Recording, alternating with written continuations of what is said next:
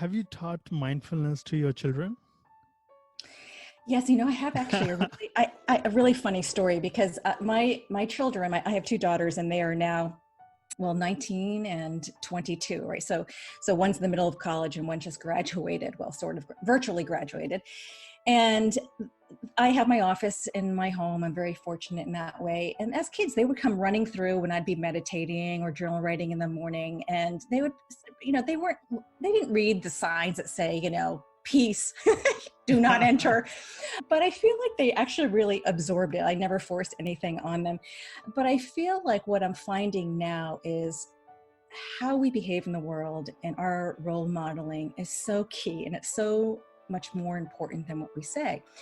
But because we've been cooped up together as a family of four, sort of life has been interrupted for my daughters, who are young adults, and they want to be at school and celebrate with friends and, do all the normative things of young people these days. And so now they're stuck back with their parents. And we were used to the empty nest too. And now we're all adjusting as four adults in the home. And so we're having dinner more often together.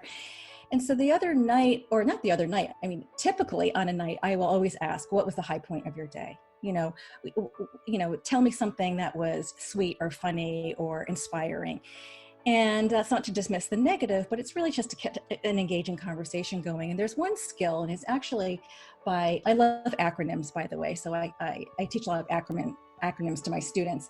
There's an acronym called G.L.A.D, G.L.A.D, and it's by a therapist who wrote a book like 101 Mindfulness Tools or something like that. But it's very simple. And what is GLAD? Yeah, it stands for, so G stands for name one gratitude today. L stands for name one lesson learned. This doesn't need to be anything epic. It might be as simple as, I realized I really needed to have more patience today. Right. A stands for name one accomplishment. Small accomplishment. Doesn't have to be something epic either. And then D is delight. Name one delight. And so we go around the dinner table now, or when we're actually together, and I'm like, all right, let's do GLAD. And they don't have to name each letter, but at least one thing, one of those four. And it really helps to spark a conversation, and it gets us really engaged and present.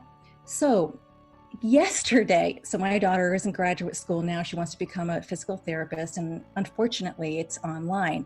And so they're in their orientation week. And so they had a whole class on mindfulness, and she texts me. She's doing her classes right above my office. She's like, Mom, we had a conversation about mindfulness. Actually offered the GLAD technique, and everybody laughed, and they were like, wow, that's really fun. That's really great. So I know now that just these tiny little skills, gratitude, appreciation, reflecting on what's beneficial in your day, really start to build resilience. And it's sticky, right? So I haven't explained to my daughters what I explained to my students, because so many of them suffer from imposter syndrome or perfectionism or procrastination or never feeling like they're good enough.